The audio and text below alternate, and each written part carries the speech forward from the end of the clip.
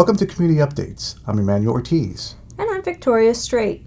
Conant Public Library is hosting 2 not-so-spooky story times for children 18 months and older, one on Monday, October 25th, and one on Tuesday, October 26th, both at 1:30. Enjoy stories, songs, and a craft celebrating Halloween. Children must be accompanied by a caregiver, and registration is required. Call 978-422-6409 to register. The Sterling Senior Center's Halloween Pancake Breakfast will be on Friday, October 29th from 7:30 to 9 a.m. Pancakes, sausages, eggs, fruit, and beverages will be served. All welcome and costumes are encouraged. This event is sponsored by the Friends of Sterling Seniors. If you need more information, please call 978-422-3032. Sterling's annual Spooky Walk, hosted by the Village Green Preschool, is back this year on October 25th.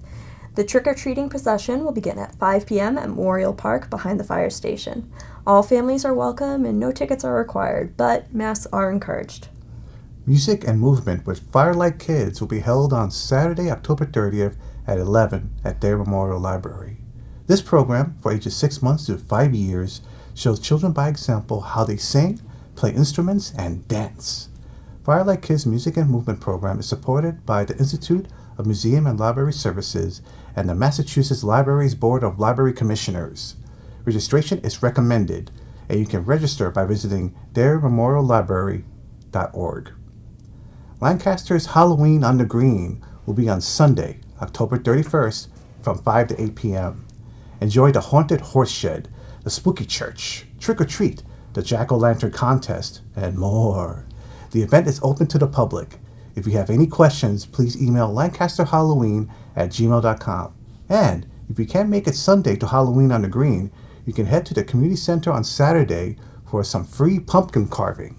Bring your own carving tools and your imagination to carve a couple of pumpkins for the Jack-O-Lantern Contest. On my bookshelf this week is The World of Lore, Dreadful Places by Aaron Mahnke.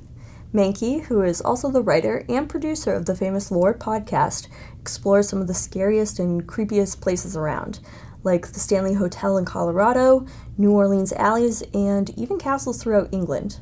I enjoy how, although this book has chapters, there are also sub-chapters that make you feel like you're actually touring the location. The detail and accounts given by the people that have actually been to these places help solidify that these places are indeed dreadful. If you enjoyed the Lore podcast, then you will enjoy this book. And if you haven't listened to the Lore podcast yet, then you're missing out. You can find The World of Lore, Dreadful Places, along with Mahnke's other 2 books, Monstrous Creatures and Wicked Mortals, at your local library or local bookstore. With Halloween around the corner, we want to give you some tips on how to create an effective costume. Some of the best costumes are created by cosplayers today. We brought in local cosplayer Shantel to give us some of her secrets on her Harley Quinn costume.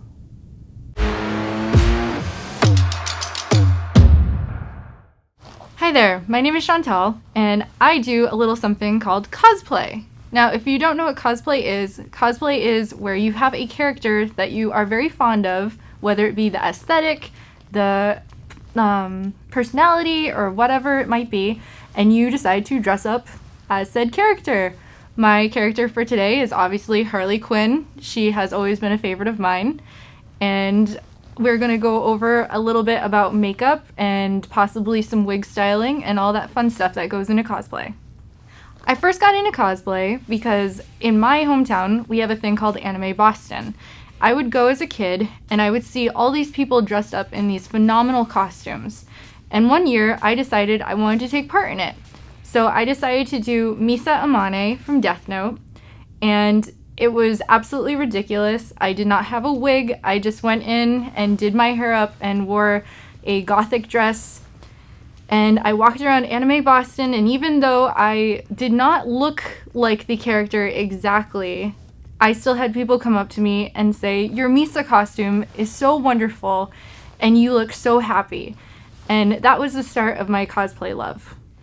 So if you're just getting into cosplay, the first place to start is usually a costume store of some sort, especially around Halloween time, because they have a lot of the props and accessories that you'll be looking for. If you want to go more simple, but still true, you can go for the aesthetic. So an outfit that you think the character would be likely to wear, but not necessarily the one that you see the character in. For example, when I was doing a Harley cosplay before, I did not have the whole Harley outfit. So I found a red dress that I thought would look cute, and I found some black boots, and I did my hair in pigtails, and I walked around with a mallet, and everyone still knew I was Harley. It didn't have to cost a bunch of money, but it still got the point across, and it was still a lot of fun. So this outfit is actually inspired by the new Suicide Squad movie, not to be mistaken with the old Suicide Squad that we don't talk about. This outfit was actually mainly from costume stores with extra pieces that I also had lying on the side. This is a choker that I've had since I was about 8, and then these pair of goggles I actually got for another cosplay. So that's the great thing about cosplay, is you can take little bits from every cosplay, and sure enough, you'll be able to find some way to use it again. So even though it is a lot of money, it is a great investment. Some people ask about the cost of cosplay. If you are creative and very, very talented, some people actually make their own cosplay from scratch. I unfortunately do not know how to make cosplay from scratch just yet, so I actually buy mine. It can be a little bit expensive. You usually want to start with the base, which is the costume, followed by a wig. Wigs can be cheap or expensive depending on where you get them. And then after that, you want to start getting the props. And believe it or not, the props are probably the smallest part, but they can actually be expensive as well, depending on what size prop you're going for. As Harley, I obviously go for a ginormous hammer. And that can range anywhere from a few dollars because you make it yourself to about half of a paycheck because of the fact that you decided to get a top quality mallet and it doesn't even fit in your car. So one of the most basic things that go along with being a cosplayer is usually styling wigs, or in some ways dyeing your hair, which is a whole lot easier in my personal opinion. I always seem to have a little bit of trouble with wigs. This one is kind of giving me some trouble too. But it is worth it if you don't want to spend the money to dye your hair, or if you don't want to damage your hair. There are some great wig stores that you can go to, and there are some great online stores that sell fabulous wigs as well. You can also go to Amazon and just get a cheap wig, but you shouldn't, because that's what I did. Some people ask if Harley Quinn's makeup is challenging. One of the hardest things is to find the right base because her face is very pale. A lot of face paint doesn't really seem to match up to that. So I actually just go for a very pale foundation, and I just put powder over it, and that seems to get relatively the paleness that I'm looking for. It doesn't have to be super expensive from a fancy store. You can get it from a local store, or you can even mix two things together. So with a cosplay like this, you obviously have props. It might be a mallet, it might be a javelin if you get lucky enough.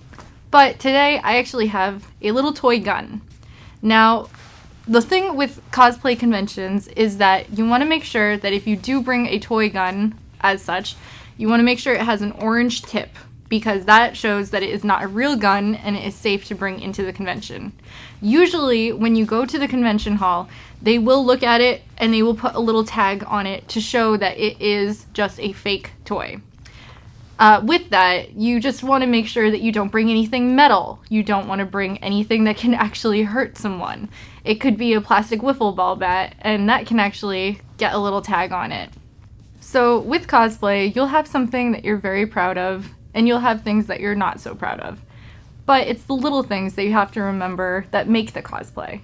For example, I actually got this wig off of Amazon, and it was very rough. And so I took it all apart, and I ended up braiding it myself. And it's not perfect, but I feel like it looks a lot better than it did. And sometimes it just takes that little touch to make it really your cosplay. Harley Quinn is one of my favorite characters because I can really relate to her. She has these moments where everyone seems to doubt how smart she is, and then she also seems to be basically just shoved to the side. But then when she gets the chance, she can be her own character, like Birds of Prey.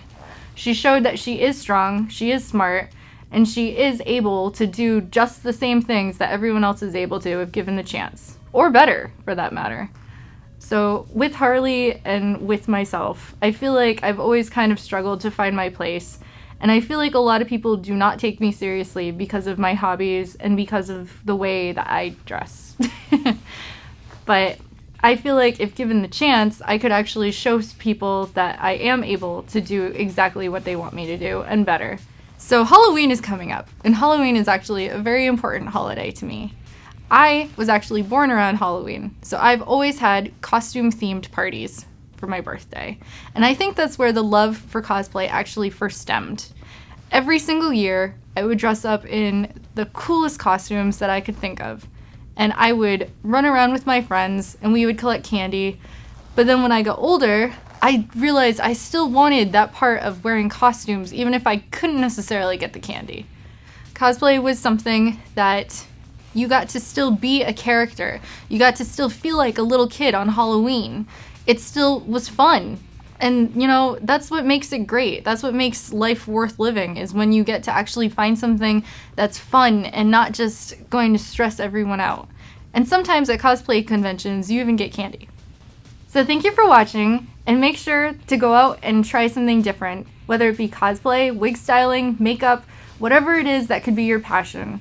Cosplay is so exciting, and it brings you into such a vibrant world, and everyone should get the chance to experience it. So I really hope you go and do it.